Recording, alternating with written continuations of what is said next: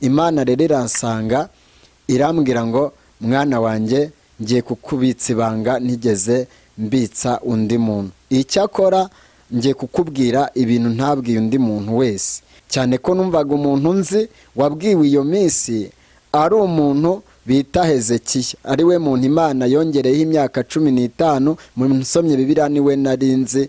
Irambwira ngo nibanga nkumeneye, acyakora mpishingana nambwira ngo uzajya urya gake.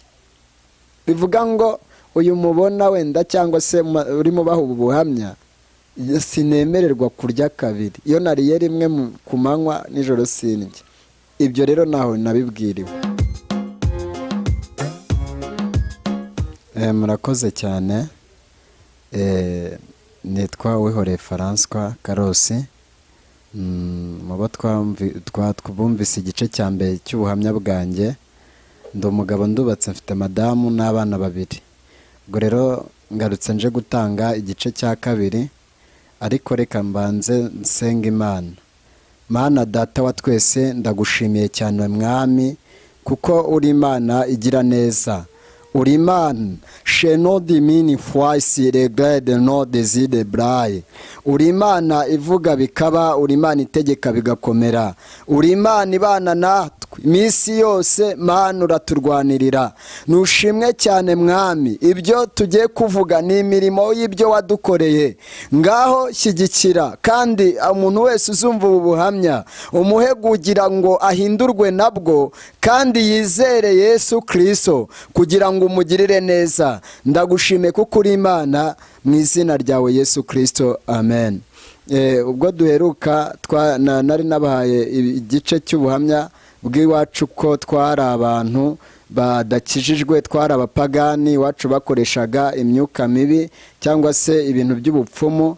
None rero ngarutse nje nanone kubabwira imirimo yaho nyuma yaho, aho nkirijwe iby'Imana yankoreye, cyangwa se ubuhamya bw'igice cya kabiri bw'iby'Imana yakoze. Nukuvuga ngo rero nari ngeze ahantu n'ubundi nari maze gukizwa, maze kujya mu barokore cyangwa se nakiriye Yesu. Ubwo icyo gihe rero ubuzima bwo gusenga bwa gipagani bwari burangiye. N'ubundi Imana yari imaze kumfata nkimara ibyumweru 3 muri ADPR. Nibwo Imana yabonye muri bimwe navuze haruguru, bimwe navugaga yuko nari ndi umugome, ntavugaga n'ibiki byose. Imana rero yahise ikora ibitangaza, nibwo yahise mbatiza mu Mwuka Wera. Mw'icyo gihe n'ubundi nkimara kubatizwa mu Mwuka Wera, urumva ubuzima bwo gusenga noneho bwari bugezweho cyane, ko najyaga mvuga ngo ndi n'umupagani, kuko nababwiye ko ntemeraga Imana kwibaho.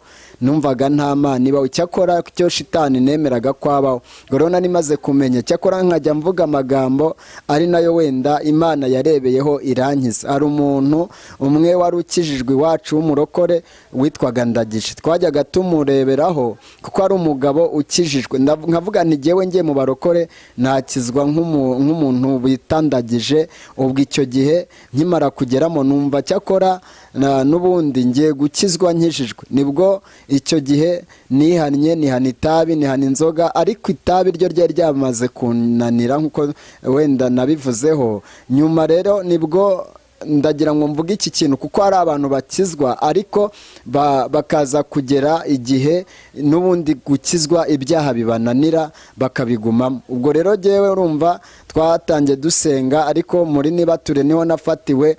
N'ubundi najya nsenga nkumva mu buzima bwanjye itabi, inzoga ndayireka, ariko itabi rirananira. Nyuma rero Imana intumaho, nasanze hari Imana ivuga. Nyuma intumyeho biza kuba ngombwa ko imbwira ngo niba utaretse itabi ngiye kukwereka icyatuma urireka. Nibwo icyo gihe n'ubundi twavuye muri Nibature, nyura ahantu ndagenda njya kugura itabi, kugira ngo mu rugo nta muntu wari uhari. Ndavuga nti ngiye kurinywa, nabwo nari nihishe mvuga ngo iri tabi reka ngende ndinywe. Nta rero numva mfite irari ry'itabi cyane, ndagenda mu rugo nta wari uhari, ndagenda njya kunywa iryo tabi. nkimara kujya kurinywa naragaramye ku gitanda nywa itabi nywa isigara ya mbere, ngeze ku ya kabiri mpita nsinzira. Mu gusinzira itabi ubwo ishati nari natebeje ishati, itabi riramanuka mu ishati rirantwika inda yose, ndetse ngiye kurireba ngo ndikuremo, ari ubwo nkumva mbega ryarantwitse bikomeye, ndavuga ngo ni ya Mana y'abarokore n'ubundi mpannye. Icyo gihe rero ubwo icyakora itabi mpita nryihorera. Mu gice cya mbere navuze ko nta kiyobyabwenge ntanywaga, nanywaga urumogi n'ibindi byose, na za esanse za kore n'ibindi byinshi. Ubwo rero ni ukuvuga ngo nahise nakira Yesu, noneho numva ngiye gusenga. Nyuma hari umugabo bita Rwerinyange, uwo mugabo niwe nasanze yari avuga indimi. Ubwo rero sinenzi iby'indimi n'ibiki, ariko icyo nzi ko nuko yahanuraga akakubwira ibintu ukagira ngo wenda mwararanye cyangwa mwiriranywe. Ubwo icyo gihe nibwo muri ubwo buzima nahise mvuga ngo Mana, nanjye ndashaka impano nk'iza Rwerinyange. Ubwo ndabisaba ngo nanjye Mana uzampe nka biriya bintu bya Rwerinyange. Cyakora ntangirana no gusenga, mpita mpindura uburyo umwe wari mubi, mpita mvuga ngo ubu ngiye guhindura, saba impano, cyane ko iwacu icyo gihe nta bahanuzi benshi bari bariza 2003, hari abahanuzi bagera muri 2-3. Mpita mvuga ngo Mana, nanjye ndashaka biriya bintu. Nibwo Imana yahise ingirira neza, imbatiza mu Mwuka Wera. Nabatijwe rero ari ibintu bikomeye, nuko ngo narasenza amasengesho menshi nkirinda icyaha. Hari abantu bajya bambaza ngo ese izo mpano wazibonye gute, cyangwa se icyo gihe rero ndumva gatoya naragiye, none ndasenga nkumva ndabikunda, nduzuzwa imbaraga, nza kubatizwa mu Mwuka Wera. Nabatijwe ari ku cyumweru. Ndangije ubwo urumva icyo gihe muri ubwo buzima nasimbutse ubuzima gatoya. Nkimara gukizwa nahuye n'ibikomeye, nahuye n'ubukene, kuko n'ubundi imyenda yanjye bahise bayiba. Ngo sinavuze, ubwo urumva ko nahise mfatana n'ubuzima bwo kubura ibyo kwambara, nkambara umwambaro umwe. Icyo gihe nari mfite agapataro kamwe konyine, ariko icyo gihe nambara, cyane ko indi myenda yanjye yo mu bupagani yose yari yarashabaguritse, narayicaga nkayishabagura, nambaraga amakoboyi za 07 ndetse n'andi. Noneho n'imipira yanjye nari narayicimbaguye, ariko ibyo byose bari babyibye. N'ubundi nsigaranye iyo pataro imwe. Iyo pataro imwe niyo nasenganye cyane, tukajya mu butayu. Nagiye muri groupe bita Arufa, turasenga baranzamura, nibwo nuzuye Umwuka Wera, mpita mpabwa impano, ihita interurira sheni irama. Impano nyinshi cyane, impano zo gukiza indwara, impano z'ubuhanuzi, impano z'uburondozi, impano nyinshi cyane. Ubwo rero ni naho Imana icyo gihe Imana yahise mbega Imana yo ntimeze nk'abantu. Ubwo icyo gihe ADPR hari hakiyoborwa n'umugabo bita Samuel. Icyo gihe rero Umwuka Wera mbega byari ibintu bikomeye. Icyo gihe mpita nzamuka, bahita banyinjiza mu itorero, baravuga bati uw'Imana yizeye ntabwo twamwima gukorera Imana. Icyo gihe sine nabatizwa mu mazi menshi. Ndangije ubwo nkomeza guhanura, cyakora mpita ntangira mpanura. Ndibuka ko icyo gihe nkihabwa impano nazihawe, mushiki wanjye aryamye, ndangije ni nanjye byahise binyuramo, mpita muhanurira ko azubaka urugo. Ubu yarubatse, cyakora yahise yubaka icyo gihe. Muhanura n'ibindi byinshi by'Umwuka Wera n'ibindi, Imana ihita ibikora. Bivuga ngo rero icyo gihe nese nzamuka nkorera Imana bikomeye, kuko ya mirimo mibi numvaga nzica abantu nzagira gute, bya bindi nakoraga, Imana nayo rero ibona ko navamo umukozi mwiza. Icyakora ndakomeza ndahanura, mpita ntangira gufata abantu nkajya mbajyana kubasengeshereza mu butayu. Nkakunda kubajyana mu butayu, abuzuye Umwuka Wera nkabasubiza mu itorero, ngafata abandi. Ariko mw'ubwo buzima ntarabatizwa, nibwo natangiye njya mu ntumirwa muri paruwasi hari Save ndetse n'ahandi, nkagenda nkakorera Imana mu byiciro byinshi. Nza kubatizwa, ndetse nabatijwe ntize mu nyigisho y'umubatizo, cyane ko Imana yari yarankujije muri ubwo buryo, mu buryo bw'umwuka. Ubwo rero nihuse Imana yahise inkoresha muri ibyo byo kunkoresha. Nibwo nahise ngera ku kindi kintu, reka ngere ku kindi kintu. Iwacu hahise haba ibihe byiza bitewe n'abantu nasengeye buzuye umwuka wera. Ni benshi cyane, ni benshi, kuko iwacu hageze ubwo hitwa n'ubundi ku musozi w'igikundiro bitewe n'abahanuzi bari bahari. Rero birangije nibwo nazamutse muri ubwo buzima bwo gusenga, ndasenga abantu nkabasengera, impano zirakora zirakura, ndagenda noneho Imana. Ariko nye gato nari umugeni, uko numvise igice cya kabiri uno munsi ndi butange uburyo jyewe Imana yambwiye iminsi nsigaje. Niyo minsi numvise iki gice aricyo ndibuze kuvugaho, kugira ngo n'umuntu wese Imana yabwiye ko ari umugeni cyangwa se witarabibwira, kugira ngo ahore yiteguye cyangwa se ahora asenga, kuko iyi Imana iravuga kandi igakora. Ubwo rero birangije muri ako gakiza no urumva nahise cyakora gato ntarenze, nahise mpura n'ibikomeye. Urumva ntangiye maze kubabwa impano, nahise mpura n'ibikomeye byinshi, mpura n'ubukene, mpura n'intambara, nkajya nkunda kuba mu butayu cyane, nicwa n'inzara bikomeye cyane. Ariko ndavuga nti uko biri kose Imana yatumye uwo bita Rwerinyange irambwira ngo utangiranye ibigeragezo, nzakugerageza birenze abantu bose nagerageje. Numva ni ibintu bikomeye kuri jyewe, cyakora nkumva rimwe na rimwe nkumva ni ibintu binkomereye cyane, ko no muri ubwo buzima bw'ibigeragezo muri wa mwambaro umwe ntaharenze, kuko hari abantu bagenda bahura n'ibibazo by'ubukene.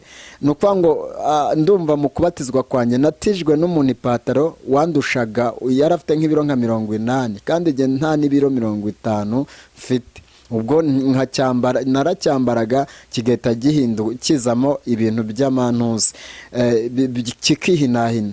Ubwo bwari ubuzima bugoye. Nihuse rero ubwo urumva ko ari wa muhanuzi wari wamanura arambwira ngo wowe utangiranye ibikomeye, nzakunyuza mu bikomeye mwana wanjye, nzagukoresha iby'abantu benshi, nzakunyuza mu by'abantu benshi batanyuzemo. Imana irambwira ngo nguhaye ishuri rikomeye. Ubwo rero numva ni ibintu bigize, cyakora mpita nditangira kibimpanurira, Imana iravuga. Birangije nibwo icyo gihe Imana yansangaga. Rero nakundaga nafite impano gusobanura amandiko, aho iwacu numva ko ari amaze kuza ububyutse cyane, ntangira gusobanura amandiko. Noneho namara gusobanurira abantu amandiko ni abatayazi, nzandiko Imana yandika, abantu hanuzi bagasobanura, bakaba bakubwira amasezerano yawe ku giti cyawe. Ubwo izo mpano ndangije ndazikoresha, ndaguma ndakora, ndahanura. None ariko ubwo namara guhanura, umuhanuzi wundi akaza, Imana ikambwira ngo mugeni wanjye iyeze ngucyure, mwana wanjye iyeze nzakuhera ubugingo buhoraho. Byari ibintu bikomeye. Ubwo icyo gihe nanjye ntangira gusenga, cyakora ababizi bakambwira bati ubu izi mpano y'Imana iziha umuntu uzarama akaramba agakorera Imana bishoboka. Ndangije ndavuga ni hahandi n'ubwo ubuzima bumeze gutya bibi bintu bikomeye. Cyakora ubwo nibwo nakuraga, nari maze umwaka mu gakiza. Maze kumara umwaka rero Imana nza kubona ari ibintu bikomeye, ndayibwira. Noneho iza kunsanga irambwira ngo mwana wanjye ntega amatwi. Irambwira ngo noneho yari nsanze mu nzozi cyane ko nitwa Karosi, nkunda kurota, ndota byinshi Imana inyujijemo, akenshi ibiri bube mu munsi, akenshi nkunda kuba nabibonye. Imana rero iransanga irambwira ngo mwana wanjye ngiye kukubitsa ibanga ntigeze mbitsa undi muntu. Icyakora ngiye kukubwira ibintu ntabwiye undi muntu wese. Irambwira ngo ufite iminsi 150 yo kubaho. Numvaga ari ikintu gikomeye cyane, cyane ko numvaga umuntu nzi wabwiwe iyo minsi ari umuntu bita Hezekiya, ari we muntu Imana yongereyeho imyaka 15. Musomye Bibiliya niwe narinzi, niwe muri Bibiliya narinzi. Numva ni ikintu kidashoboka, numva ni ikintu kitabaho. Ariko gatoya mbwira iyo minsi yahise impa ijambo ry'Imana, ngewe ndagusoma riri hano n'ubundi muri Zaburi ya 90 umurongo wa 12. Zaburi ya 90 umurongo wa 12, hari ijambo rivuga ngo ku murongo wa 12, Zaburi ya 90 umurongo wa 12 aravuga ngo utwigishe kubara iminsi yacu uburyo butuma dutunga imitima y'ubwenge. Iri jambo ni ryo Imana yahise impa, irangije kurimpa irambwira ngo mwana wanjye, iri banga nkubikije ntuzagire undi muntu n'umwe utarapfa cyangwa se ntarataha ngo sinzagira umuntu mbibwira, ngo yaba mama uwo ariwe wese, yaba na pasiteri sinzagira ikintu mubwira. Irambwira ngo nibanga nkumeneye ry'ibigiye kukubaho. Iri jambo ry'Imana ubwo ikimara kurimpa nyine nibwo ahise imbwira ayo magambo. Irambwira ngo nanjye numva ni ibintu bidashoboka cyane ko numvaga Imana itabwiye umuntu iminsi asigaje, cyakora iyo amaze wenda birashoboka, ariko numvaga ari byo bishoboka, ariko iyo asigaje numvaga bitashoboka. Noneho birangije nibwo icyo gihe hahise haba ikindi kintu. Imana irambwira ngo ndabona utari mu byemera, ngiye kukubwira abantu bagiye kukubera ikimenyetso bazakubanziriza gupfa. Numva imbwira umusore umwe twaririmbanaga, icyo gihe naririmbaga muri korali bita Tumusifu. Ndangije imbwira uwo musore, irambwira ngo uriya musore asigaranye iminsi 30. Ubwo mbaze nsanga ni ukwezi. Irambwira ngo namara iminsi 30 azahita apfa. Numva ni ubuzima bukomeye muri jyewe. Nanone cyakora ibona n'ubundi sindabyemera neza cyane ko uwo musore twari n'inshuti. Irangije irambwira ngo mva nkubwire, hari undi nanone nguhaye w'ikimenyetso, nawe uzapfa usigaranye iminsi 50. Nambwira ngo uwo mugabo nawe irambwira ngo asigaranye iminsi 100. Yari n'umuntu udakijwe, we ntabwo yari yarakiriye Yesu, yari umupagani. Ubwo birangije ndavuga nti nta kibazo, uko biri kose ngiye gusenga. Ndambwira ngo ntuzigere na rimwe ugira umuntu ubibwira. Ubwo ndangije iryo banga ndaribika, ndasenga. Cyakora mbana n'Imana, mpita nyoboka y'urusengero, nkaba ku rusengero. Wenda b'Ibutare bo za Gisanze bafite amateka menshi cyane ko bazi iby'Imana yankoresheje, nibwo bahise bama ku rusengero kuyobora. Nibature ndayobora, ariko nkayobora mbizi ko nsigaranye amezi 5 yonyine, ndi mu mezi 5 yo gupfa, cyane muri ya minsi 150. Ndangije ndasenga nkahanura, cyakora nkumva muri ibyo Imana yambwiye, nkumva n'ubundi y'umubiri ni ubusa cyane ko numvaga nishakira gupfa, numvaga nshaka kwitahira nkazibonera Imana. Ubwo ndangije ndasenga, nkasenga, nkahanura, ibyiciro byose nkabisura, nkagenda nkakorera Imana, cyane ko numvaga uyu mubiri mwambaye n'ubundi ari uw'igihe gitoya. Birangije nibwo hahise haba ikindi kintu. Iminsi 30, ubwo urumva iminsi 30 ibirashize. Iminsi 30 ishize, birangije wa musore aba apfuye. Ubwo korali twagiye no kumushyingura, ariko amaze gupfa numva umutima wanjye uraremerewe. Ndavuga nti wa muntu koko bya bindi Imana yambwiye nti koko bigiye kubaho. Ariko gatoya ni ukuvuga ngo muri ibyo byose urumva umusore yarakijwe neza, mbega yarakijwe neza. Icyo gihe ajya gutaha, ndumva Imana yaramubwiye ngo nzaguha ubugingo. Ubwo rero mu Imana abwiraga ubugeni, nanjye nari umugeni, cyane ko jyewe byancaga abantu nibo bancaga intege. Imana arabimbwira, iyo ngeze hambwira abantu bajya basangwa n'abantu wenda bumvise amasezerano Imana iguhaye bakakubwira ngo ntibishoboka, ujye ubajya kure, kuko shitani nawe akorera mu bantu. Ni ukuvuga ngo iyo bigeze aha, nibuka ko Yesu umunsi umwe yigeze kubwira abigishwa ngo agiye gupfa cyangwa se kwitangira abantu. Petero amujya inyuma aramubwira ngo mwigisha, aho wijya rwose ibyo byihora. Aravuga ngo Yesu aramusubiza aramubwira ngo mva inyuma shitani. Bivuga ngo rero hari abo tuba turi kumwe mu murimo w'Imana, ariko bakaba ari abantu badusenya mu bintu Imana itubwiye. Ubwo birangije namaraga guhanura, abantu bagahita bambwira bati n'ubundi wowe rwose ibi bintu by'ubugeni yibiha umuntu uzarama. Ariko nkumva ncitse intege. Noneho birangije amaze gupfa, numva nsigaranye iminsi 120 yo kubaho. Ubwo muri iyo minsi mpita mvuga nti nta kundi kuntu nabigenza, gusa ndagomeza ndasenga mba hafi y'Imana bishoboka. Nyiba hafi, mbana n'Imana, nta butayu ntazi bw'Ibutare. Nkajya ngenda, nkajya aho bita muri Nyirashurana, ahantu hari amazi menshi.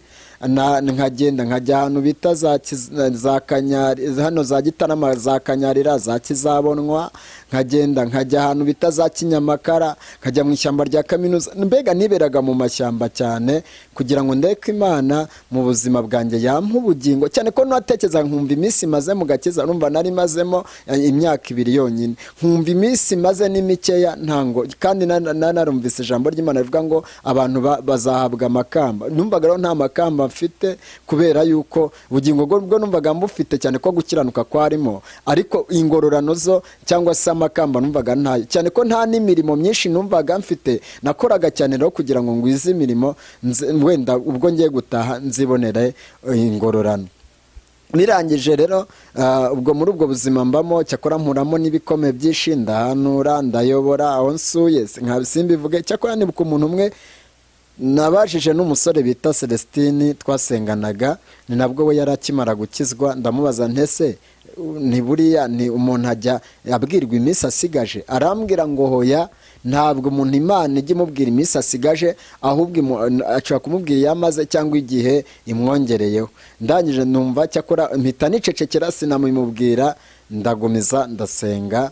Ubwo iminsi 100 nihuse ibirashize. Muri ya minsi 100 numva habayemo ibintu byinshi cyane, harimo guhanura, harimo nari narabwiye Imana bitewe nabo bancaga intege, ndabwira ngo ujye insanga nijoro, nibirangiza izinyibwirire ko ngiye gutaha, mbyimenyereye ubwanjye, nibirangiza wenda rwose. Cyakora iranyumvire iyi Mana, iyo ngeze zambwira abantu bose ko Imana yumva, Imana irumva, Imana ikora icyo umuntu ayisabye. Ubwo birangije, ubwo urumva ikajya insura ikamwa ngo mugeni wanjye Faranswa, icyo gihe nitwaga Faranswa.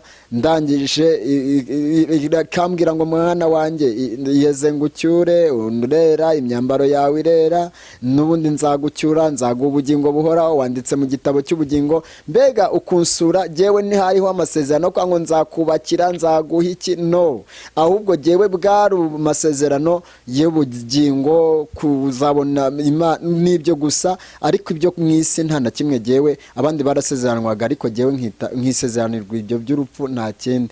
Ubwo rero iminsi 100 birashize.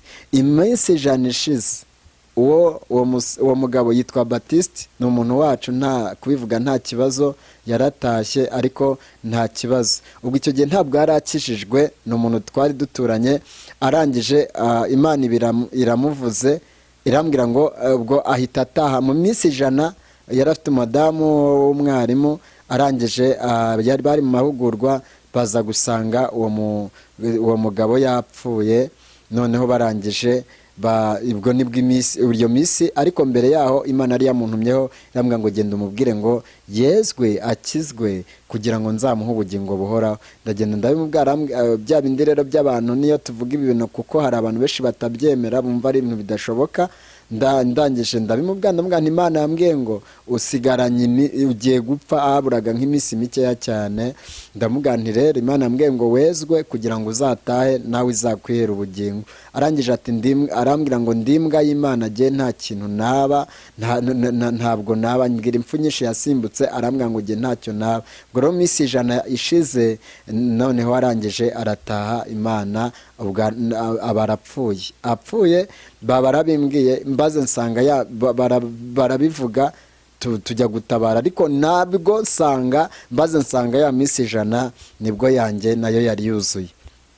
Ubwo urumva nari sigaye ngwana n'iminsi 50, ngwana nayo ndakizwa. Cyakora mbona byo nta mikino birimo, kuko abantu Imana yari yampaye nk'ikimenyetso bose bari bamaze gutaha. Nshuti zanjye muzumva ubu buhamya, iyo ntanga ubu buhamya harimo kibwiriza gikomeye. Iyi Mana tuyisenge, dukora ibyo dukora, cyangwa se twe gusenga dupagane, tumenye neza ko urupfu rwo ruriho. Birangije, ubwo icyo gihe ndangije ngomeza gusenga, negera Imana, ndayikorera, nkorera Imana, ndahanura, ndabwiriza, ndayobora. Cyakora ngomeza kujyana ba bantu mu butayu. Icyo gihe ndakomeza turagenda nkabasengera bakuzuzwa umwuka wera nkabajyana mu butayu bwose, cyane ko nari nzi muri bwinshi. Ndangije bakahita buzuzwa umwuka wera. Ubu ndashima Imana iyo mbabonye barimo bakorera Imana. Ubwo rero birangije mba muri iyo minsi 50 ndasenga Mana we, ndasenga cyane ko kurya numvaga narya, numvaga nakwibera mu masengesho gusa. Ndangije nyuma yaho ubwo Imana ikomeza kundindira aho ngaho, ikansanga ikama amasezerano. Imana ikambwira ngo mwana wanjye humura, nzaguha ubugingo. Icyo nicyo kintu numvaga kinkomeza. Buri joro naba navuye gusenga narota nkahita ndota izikambwira gutyo. Ndetse ubwo icyo gihe nibwo nahise mu nkaho hagati ni nabwo iri zina mujya mwumva Karosi, Imana yaje irabinyita ari nijoro. Irihita ibimbwira iramwa ngo witwa Karosi, ariko mu kubimbwira numva no mu buzima nari ndimo ntabwo byari ibintu binyoroheye. Ndavuga ni n'ubundi ngiye kwitahira, numvaga cyane ko umubiri wari numvaga wanjye uri mugenda urangira. Icyo narawubabazaga rero cyane ko numvaga ko ari ikintu cy'igikarakasi nambaye n'ubundi cy'igihe gitoya, nkawusengesha ntanarya ntanakora ibintu byose. Ndangije ubwo nihute rero ngere ku minsi n'ubundi nari nsigaranye y'itatu. Mu minsi 3 burumva hari hashize iminsi 147. Ubwo nsigaranye iminsi 3 kugira ngo nitahire n'ubundi nisangire Yesu Kristo cyangwa se abera bambanjirije. Numvaga nikumbure kuzihurira n'uwo musore wari wapfuye, n'ubundi twari inshuti, numvaga mukumbuye ndetse nkumbuye n'abandi nari nzi bapfuye, mvuga ngo uwo ari we wese tuzahurirayo. Noneho birangije iminsi 3 ishize ari isigaye, mpita mpangamo amasengesho yo kujya gusenga kugira ngo n'ubundi indoko ubuzima bwanjye, cyane ko ntizigeze nsenga ngo Imana inyongerere. N'uwiteka wenda ndi umukirisitu sinabeke, sinjya nsenga ngo Imana impe iminsi yo kubaho, ahubwo mbasenga ngo inyeze nishaka nitahire. Ndetse niyo mbwira na madamu ndamubwira nti tubane nk'umuntu utariho cyangwa se nk'umuntu witegura kwipfira, cyane ko mba numva iyi si n'ubundi birimo ni imibabaro, irimo shitani, irimo uyu mubiri uratugora, ibintu byinshi usanga ibyo umuntu yifuje iteka adahita abibona. Ariko numvaga amahoro yuzuye ari kwa Yesu. Numvaga rero nkumbuye kwipfira, kurya wenda abandi babyanga, ariko jye numvaga mbikumbuye. Birangije ni muri iyo minsi mpita mpangamo amasengesho, nahise ngenda njya gusengera aho bita muri Nyirashura. Nakundaga gusengera muri ubwo butayu, ndagenda ndahasengera senga umunsi wa mbere. Ryajwi na za nzozi ubundi nkunda kurota cyane no kwerekwa, ariko Imana iranyihorera, ijwi riraceceka, Imana iranyihorera. Ndasenga umunsi wa mbere, ndabwira Imana ngo Mana nyeza umutima wanjye. Icyo gihe rero nibwo mama yari amaze kugaruka mu rugo avuye mu buhungiro. Ubwo nibwo nari nanakimubona, cyakora nkasenga Mwana Imana wambabariye mbere yo gupfa nkazabanza nkabwira mama yuko ngiye gupfa. Ubwo birangije nibwo byabaye ngombwa ko Imana inyihorera, iranyihorera. Imana iranyihorera. Noneho birangije muri ndarayo narahiriwe. Ubwo urumva cyakora imisozi saa 6 zarageze, abahinzi barimo bahinga. Ndangije mbona abari ku misozi bose baragiye, nsigara mu butayu hari ahantu ku rugano runini cyane. Mpita ndujyamo imbere nicaramo ndasenga, mbwira Imana ngo Mana mbabarira umunyereza ubugingo. Nirwa ndirira Imana burira ndaraho ngaho. Cyakora ndaho numvaga uyu mubiri nawurambiwe. Iryo joro cyakora nibwo nabonye imibu, nabaho nahise mbona imibu. Ndangije muri iyo imibu ihita intera, imibu irandya, umubu kankubita urushinge, nkumva wenda ni nkuru y'ikirundiye, nkumva n'ubundi uburyarya bugumyemo. Ariko n'ubundi uko imibu indya nkumva ubuzima bwanjye n'ubundi nikumburiye kubana n'Imana, nkumva umwuka w'Imana, nkumva nkavuga ni n'ubundi singiye kuyivamo, iki kintu nambaye ni ikintu ngiye kuvamo, nkumva ni ibintu nkumva nkumbuye ijuru bikomeye. Nkumva Imana n'ubundi iyo minsi yarangira ngataha. Cyakora ndaramo ndabyuka nanone mpita njya mu mabutayu bw'amazi buhari, ndagenda ndabusengamo. Ndangije ubwo nirwaho ngaho n'ubundi nza kugera nimugoroba n'ubundi kuri wa munsi wa nyuma yari imaze ku minsi 59 nsigaranye amasaha makeya iminsi 159 kugira ngo nitahire. ubwo natashye saa 11 nageze mu rugo saa 12 mpageze urumva nari ubwo uwo munsi n'ubundi wari umunsi wo gupfa byari ibintu n'ubundi ngiye numvaga nta n'amasaha numva amasaha nsigaranye ari make cyane. ntashye nsanga bo mu rugo cyane ko naravutse mu muryango munini w'abana 8 twari 8 rero twaraganiraga cyane wasangaga twataramye bitewe nuko twari benshi. noneho rero abandi bwo bataramaga nari maze kuryama ndyamye noneho ubwo nanumvaga ndwaye bikomeye nimbabwira ngo indwara yari indwara ikomeye muri jewe niyo ndwara nabaho ubundi sinigeze ndwara nariherukaga kurwara mu buhungiro. icyo gihe nibwo nahise ndwara numva ndarwaye umubiri wanjye uragira numva ndi guhinda se kadegeri cyangwa se ndi kutigita muri njyewe bikomeye cyane mfite imbeho nyinshi ndagenda ndaryama ariko Imana nanone numva cyakora Imana irambwa ngo uceceke ntugire umuntu bibwiye ndagenda nkumva ndatigita ariko gutigita nkumva birimo imbere inyuma nta muntu wamenye ibyo ari byo mpita ndyama cyakora nkigera mu rugo mama arambwira ati se nguhe ibyo kunywa nihoya mama nihoya n'ubundi numvaga kugaburira uyu mubiri nabundi nta kintu bimaze. arambwira ati nguhe ibyo kurya no ndaryama rero nihuse.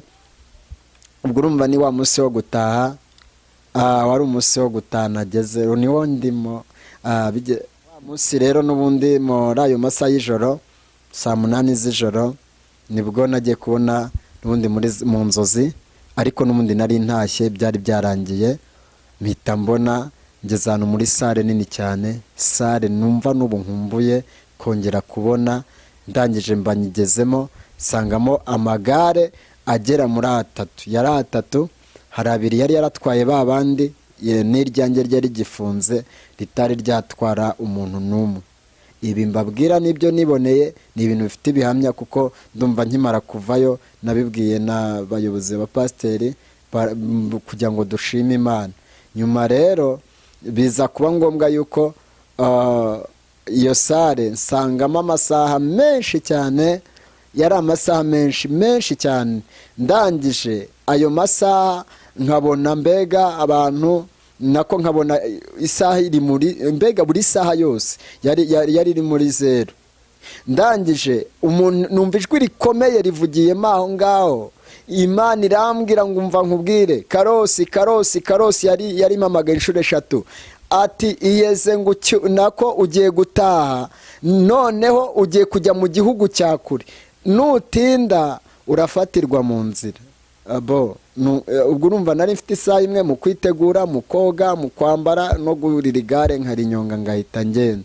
birangije nibwo nagiye mpita noga vuba ndamita njya muri dushe urumva ibyo nabikoraga vuba kugira ngo nitahire. noneho ndangije ndagenda muri dushe ndoga yari isa neza ahantu hose yari igitare nta mwanda n'umwe nta mwanda n'umwe wari uyirimo harimo umweru mbega byose icyari cyo cyose cyari muri iyo sahari cyari umweru.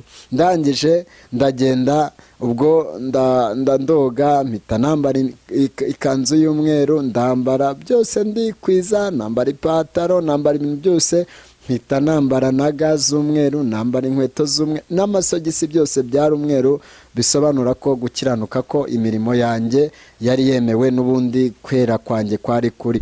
ndangije nibwo nahise ubwo mpita nihuta cyane nk'umuntu urumva nari maze koga ibintu byose mbirangije mpita njya kujya ku igare rero kugira ngo nurire nigendere nigire mu ijuru nako nitahire nipfire. uyu mubiri ni ubusa. uyu mubiri iyo tuwutunze iyo ngeze ndavuga ngo uyu mubiri n'ubundi udushuka ariko n'ihandi tuzawusiga ino mu isi. icya mbere ni umubiri uri imbere cyangwa se n'umutima ni bugingo naho ubundi ibindi byo ni ubusa. numvaga ikibiri nacyanze numvaga nanze umubiri numvaga nawanze ndetse birenga no kwanga. ndangije ubwo ndihuta cyane nk'umuntu ugiye kurira igare ubwo ndebye ku masaha nsanga iminota 30 imaze gushira. muri iyo minota 30 niyo yari isigaye kugira ngo nurire igare mpite nigendera, ndagenda mpita ngenda njya kurifungura amashashi yari ariho n'iki, cyakora ribikanwa. Iyo mgeza njya mbwira abantu ngo wenda bitewe nuko naryigereyeho ndarizi, niyo mpamvu nge nabonye urupfu ntakubwira ngo ni igare ry'intege nke, oya, iryo gutaha ndarizi. Ndibikanwa umwuka, ntabwo ari yandi wenda bacuruza babikana intuzi ukazihagira, oya, ryo ribikanwa umwuka. Gusa numvaga ngiye kurira igare nkahita nigira mu ijuru, cyane ko numvaga imirimo yanjye Imana yamaze kuyemera. Bonza nihuta cyane nk'umuntu ugiye kuryurira, najya gufungura amashashi, nibwo nagiye kubona mbona umupasiteri umwe mu nzozi ahita yinjira muri iyo sare. Ibyo gato byari biri mu nzozi, ariko n'ubundi gutaha byari byarangiye. Ubwo urumva ni imbere mu byarimo bikorwa, ariko ubundi umubiri wo ni nka wari wagiye, byari byarangiye, ni nka nari nanapfuye, byari byarangiye. Ubwo ndangije nibwo nahise mfata intuzi, nahise ngenda. Ubwo pasiteri ahita aza arambwira ngo yitwa Kazenga, muri izo nzozi arambwira ngo mwana wanjye have wifungura iryo gare. Ndabyanga, ndabona pasiteri wibuke ko nkiri mu isi ntigeze ngusuzugura. Ni none rero ndabwiwe ngo ngiye kujya mu gihugu cya kure, nari nahawe isaha, ni kandi bambwiye ko bari bumfatire mu nzira nindamuka ntabashije kugerayo mbere. Ndangije ubwo nibwo nahise ngenda mpita, ubwo ahita ambwira ngo hoya wifungura iryo gare. Namwe ni pasiteri mbabarira, ni n'ubundi rwose nigendere n'ibiki. Arangije arambwira ngo Karosi have. Ubwo iryo zina Karosi iyo ngeze aha nibwo mvuga ngo niry'Imana hise imbwira ngo ndarikomeje, niho ryanakomereye, kuko Imana yambwiye ngo mpise nguhindurira amazina. Naho ngaho rero Karosi niho ryahise rikomerera. Birangije Imana irambwira ngo hoya Karosi, hoya. Urumva niyo yari yaje, nubwo nabonaga ari pasiteri, ariko n'Imana yari yaje. Ndangije mbona pasiteri atunze ikiganza ku isaha, inshinge zose zitazihagararaho zazigeze. Ubwo ndangije arambwira turabona ko za nshinge zose zahagaze, ati ntacyo reka mbanze nganire nawe.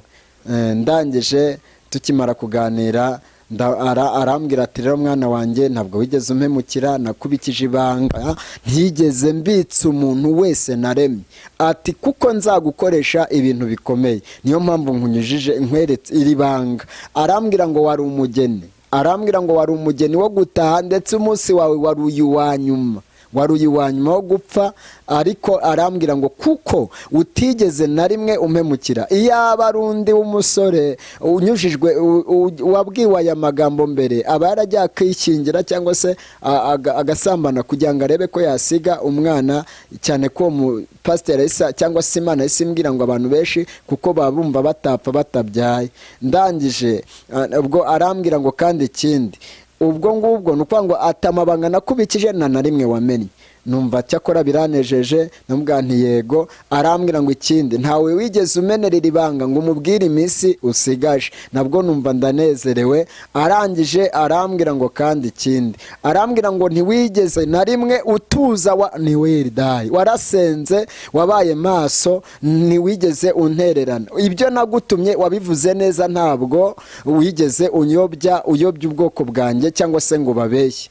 Bivuga ngo iyo ngeze ndavuga ngo niho nanamenyeye ko burya hari igihe umuntu ashaka guhanura yarangiza akanivugira ibye. Imana irambwira ngo wavuze iby'ukuri, kuko abo wabwiye byo bose warahanuye, ibyo wahanuye byose nijye wagushyigikiye. Arangije ambwira amagambo menshi, arambwira ngo noneho rero mbonye ko wankorera mu gihe gikomeye abantu mugiye kugeramo. Arambwira ngo nona nkongereye igihe, ntabwo ambwiye imyaka cyangwa iminsi, ahubwo Imana aramwe ngo nguhaye igihe nkongeye igihe cyo kubaho, genda unkorere. Icyakora imishingano ni nazo ubu ngenderaho. Niyo mpamvu iyo mbona isi cyangwa se ibibazo birimo bivuka byo kubuza abantu kwihana n'iki, cyangwa se kubika ibyaha, mba numva afite ubwoba mw'Imana se ubuko iwampaye inshingano zo kuvuga ukuri, nimbura uku kuri ko nakuvuga bizagenda gute? Ahita ambwira ijambo rikomeye, arambwira ngo ndakuretse genda ubeho, ariko ninkubwira ngo umuntu arapfuye uzajye umubwira ngo arapfuye, ntuzajijishe ngo umubwire ngo abayeho ngo uvuge ibyo ntagutumye. arangije ambwira irindi jambo, arambwira ngo ninkubwira ngo umuntu ni muzima abayeho, ntuzabeshye umuntu ngo umubwire ngo arapfuye bitewe n'iterabwoba wenda runaka. Imana icyo gihe ahita ambwira ngo kandi ikindi nzagukoresha mu Rwanda, nzagukoresha mu mahanga. Arangije arambwira ngo kandi nzakurinda ibintu bigera mu bandi. Mbega bivuga ngo ni naho yampera isezerano, arambwira ngo ndetse nta n'umurozi n'umwe uzagushobora. Acyakora mpishingana, arambwira ngo uzajya urya gake. Bivuga ngo uyu mubona wenda cyangwa se urimo baha ubu buhamya, sinemererwa kurya kabiri, iyo nariye rimwe ku manywa nijoro sindya. Ibyo rero naho nabibwiriwe. Arambwira ngo nguhaye ntuzigere utunga uyu mubiri nk'uwutunze, ahubwo uzatunge bugingo ariko butwikiriwe n'uwo mubiri. Numva ni ikintu gikomeye. Cyakora numva ibyishimo biraje cyane ko nayo imaze kubwirwa byinshi na ya masezerano Imana yampaye. Nabonaga n'ubundi birimo bigenda, numvaga noneho agiye gusohora cyane ko ariko nta kintu yambwiraga cy'urugo n'ibiki byose numvaga ntazapfa nanashatse, cyane ko numvaga imbwira ubugeni bwihuse cyane. Birangije nibwo yahise atunga isaha ikiganza, mbona inshinge zise zisubira muri zero. Noneho bisobanura ngo mpawe ubundi buzima bushyashya bukomeje. Mpita nkomeza, urumva mpita mva muri iyo sare, mpita nkanguka, mva aho ngaho, numva ubuzima bwagarutse, ya ndwara nari ndwaye byarangiye. Noneho ndangije mvamo aho ngaho ndi umukristo mushya. Cyakora mpita niha inshingano, ndavuga ngo kuva nongerewe iminsi yo kubaho nta kindi ngomba gukora keretse kubana n'Imana. Numva ibintu byo kutinyatinya bimwe ngo Imana irantumye nanze kuvuga, yewe n'ubu niyo yantuma he nagenda nkayivugira. Ubwo birangije mpita numva noneho mfashe ingamba nshya. Ni nawe yahise impisezerano cyangwa se mpita impa gurupe, niho yahise imbwira ngo ugiye kuzenguruka igihugu cyose uvuga imirimo yanjye. Ariko ibyo byose nabivugaga ubwo Imana yari yampaye ubundi butumwa. Ndumva rero mu gice cya kabiri ari ubu buhamya nashakaga kuvuga kuri ibi bintu by'iyi minsi yo kubaho Imana yanyongereye, kuko aho ngaho ni ikintu gifatika. Kwa ndabizi Imana hari abantu benshi yabwiye ubugeni, kandi koko w'Imana niba yarakubwiye kuri umugeni ni hahandi uri uzataha. Icyakora nusenga neza ushobora kuzaba nkanjye Karosi. Ubu ngubu rero niho nakuye gukorera Imana bikomeye. Nuvuga ngo iki cyari igice cya kabiri. Numvaga nzaza mfite ibice byinshi by'ubuhamya bwinshi cyane, ariko numvaga uyu munsi iki gice nagitanga kugira ngo uwo ari we wese ubabajwe, urwaye, ufite iki, navuga ngo nahumure. Yesu ni umutabazi, Yesu niwe wongera iminsi. Wenda kubibwira ijambo dusomye rivuga ngo niyo yongera iminsi yo kubaho, ngo twigishe kubara iminsi yacu uburyo butumwa dutunga imitima y'ubwenge. Nawe uyu rero namuhumuriza nkavuga ngo yakuye Karosi mu rupfu ikongera ikampa ubuzima. Nkaba nubatse, mfite madamu, mfite abana 2, mfite n'abandi wenda 10 ndera. Ariko Imana uyu nguyu nuko rero Imana yankijije urupfu, ubu ndi muzima. Gusa nemeye gutanga ubu buhamya bwose. Ubwo mu gice kindi kizakurikiraho numva tuzavuga nkababwira abantu Imana yagiye ikiza, ndetse n'abarozi bashatse kundoga muri ubwo buzima nabayemo. Ariko bamwe wemewe utaremeye ngo yihane bo barapfuye. Ko hari n'uwigeze kutubwira ngo reka mbahindura inka. Ni ibintu byabaye ku mugaragaro, ariko Imana igenda ikora ibikomeye. Nzahumuriza rero aba bantu batunzwe no kurogwa cyane, ndetse bagenda bahura n'ibikomeye, kuko uyu Karosi ubu Imana iri kunkoresha ibikomeye. Murakoze cyane. Ndumva twasenga Imana n'ubundi dusoza. Mana ya Aburahamu, Mana ya Isaka, Mana ya Yakobo, Mana ivuga bikaba, Mana itegeka bigakomera. Lady will die this. Uri Imana yongera ubuzima. Iyo ngeze aha ngushimira imirimo. Tango nini mala sidile da lasti salobi ni fostanse. Miriki talabone sirivo da lage monitaisi. Mwami ngushimiye iminsi wanyongereye. Uyu munsi harenzeho imyaka 10 ni wi egal de salabone siriva da gonista vakansi, ni imyaka 14. Mwamunyongereye iminsi kuko hari ibyo wambwiye. Uyu munsi uri kunkoresha ibikomeye, nyuma yaho wankoresheje byinshi, ari byo nzabwira ubwoko warantumye urambwira ngo nemere mbivuge, ngo kuko hari benshi bazakira agakiza ku bwabyo. Hari n'abo uzasubizamo intege mu bugingo bari barataye. Serebone yarakita lanedotasti ni mangri. Ndasengera uwo ari we wese wabwiwe ubugeni, umwereza imyenda ye, ikanzu ye yera, ayezwe, azabona ubugingo buhoraho kandi iteka akubone. Mwami umusure nk'uko wasuye kandi nk'uko usura uyu nguyu, ahabwa imbaraga z'umwuka wera umuyobora kugira ngo abone ibyo agukorera. Imana nasengaga ngusaba kugira ngo uzumve iki gice azasubizwemo intege, uwacitse intege asubire mu gakiza, yongere yizere kuri Imana, yongere ubuzima igatanga ubuzima. Abarwaye mu kwa muganga bongere bamenye ko nubwo umuntu yaba yarembye yenda gupfa, wongere ukamusubizamo ubuzima. Urakoze rero Mana yacu, usengeye